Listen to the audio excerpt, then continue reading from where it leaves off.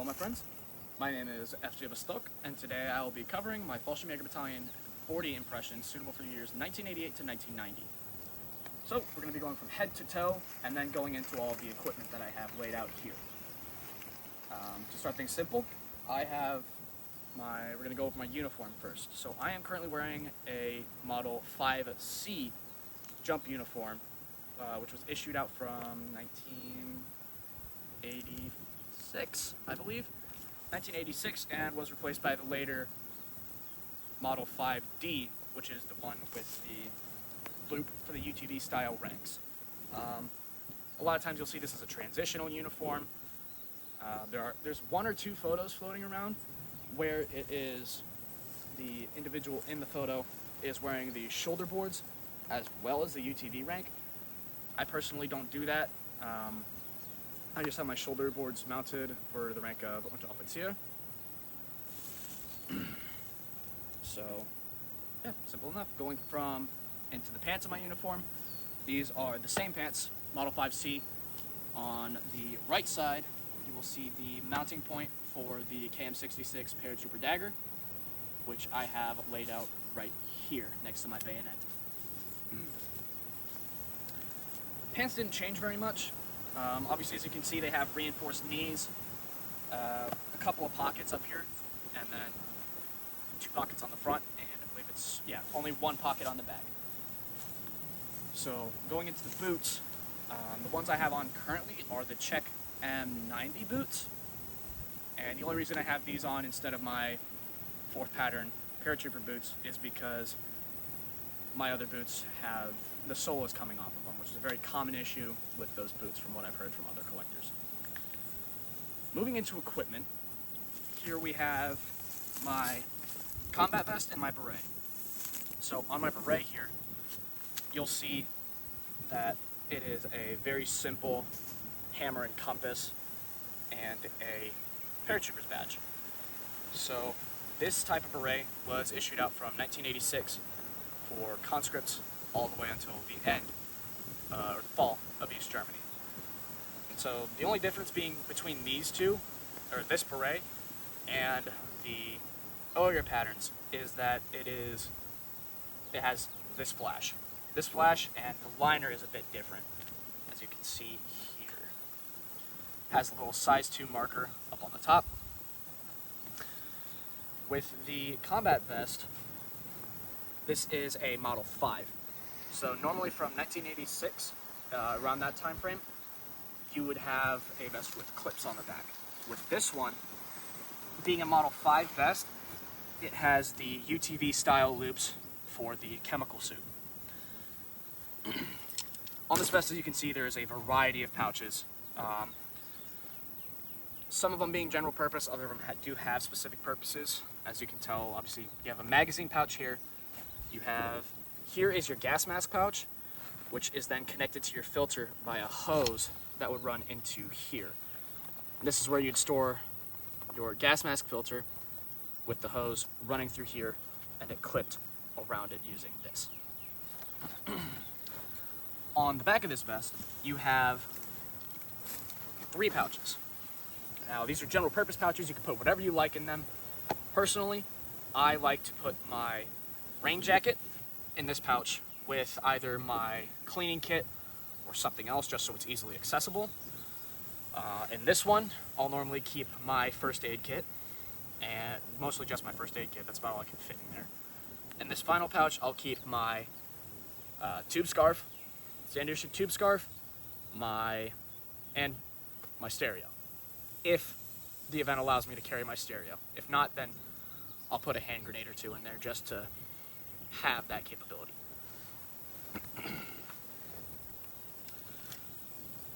Moving on, we will get into the equipment that is carried in this vest, or that I personally carry in my vest. So going into fixed blade weapons, we have first the very hard to find KM66 Paratrooper dagger.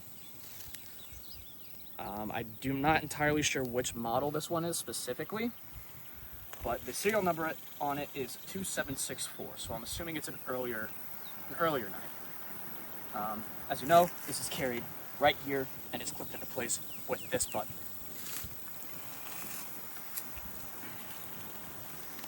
Right beside it, I have my standard issue AK-74 bayonet for late East German. Next to those, obviously I have my weapons cleaning kit. Very simple, very easy just to put stuff into a pocket or wherever you can find it.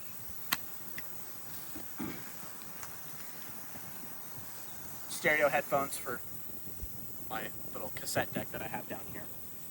Normally, I'll keep these in my chest pocket, so I'll have them right here. Again, if I can carry the impression, or carry that stereo with my impression. It all depends on the event organizers. So on the back pouch of the vest, what I've been told is that you're normally supposed to carry a pad in there for your Fallschirm Major tornister. I personally carry my emergency, I don't really know how to describe this other than an emergency vinyl blanket to just shield you from radioactive fallout in case of a nuclear detonation. Here I have my rain jacket. Very simple, very thin material, but surprisingly it works very, very well.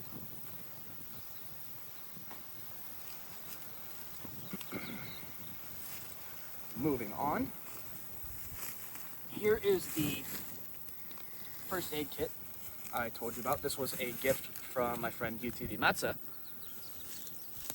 and I have carried this in my impression since I have received it. Next to that, I have my standard issue tube scarf. Very comfy. I have worn this thing a lot outside of this impression because it works. Once I edit this video up, I'll put a picture of me, actually wearing it. It's very, very effective. Got a simple notebook.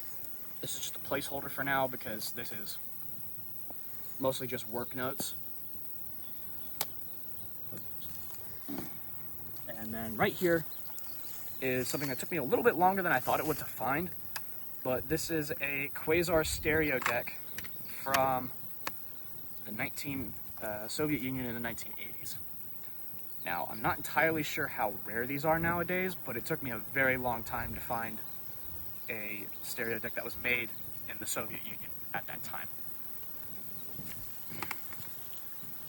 Just a little mixtape I got from my old man a long time ago. Moving down, I have my gas mask. Now, personally, I'm not a huge fan of this mask, and I'm looking to replace it at some point because I don't really use the mask for what it's supposed to be used for.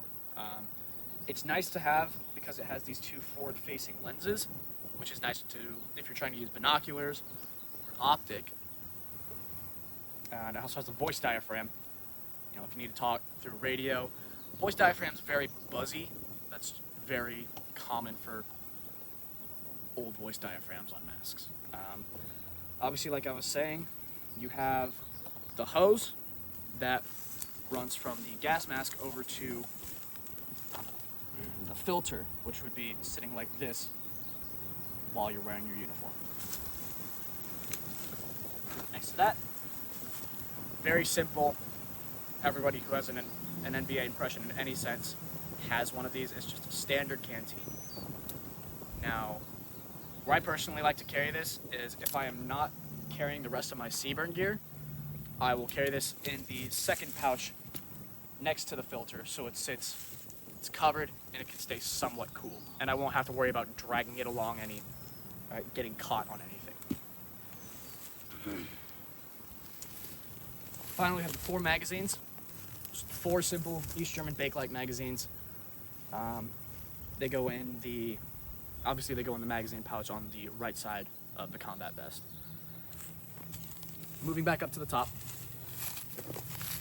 we have my Zeiss CFK 4x25 optic. Now, you don't see a ton of these floating around in pictures. However, if this is, my theory is if the Cold War were to actually go hot, the Fallschirmjäger would be issued these in some capacity. Whether it's one per squad, I'd assume it'd be one per squad for a designated marksman, if you were. Here I have my E&L AK-74 that I have mocked up to look like an MPI KM-74. I have the folding stock for it. I just did not put it on here before I recorded this video. Next time I do, or next time I post gameplay, I will have this thing fully set up correctly for this impression. Moving into the final part of this is the Fallschirmjäger Tornister 74, or simply just an FJT 74 Ruck. So as the name, or as the nomenclature goes, this was started production in 1974 and became the standard paratrooper rucksack from then all the way until the end of all the way until the fall of East Germany. Again, had some help from my buddy UTV Matze in acquiring this, and I am very thankful for him for helping me get a lot of the equipment that I have not been able to find here in the States.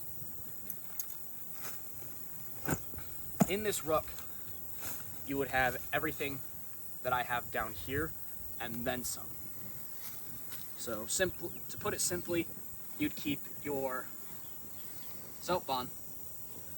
You'd have your Zeltbahn in there, you'd have your poles, your chemical suit, helmet if you're wearing your beret instead, gloves, towel, jump vest, extra 4-cell magazine pouch with magazines,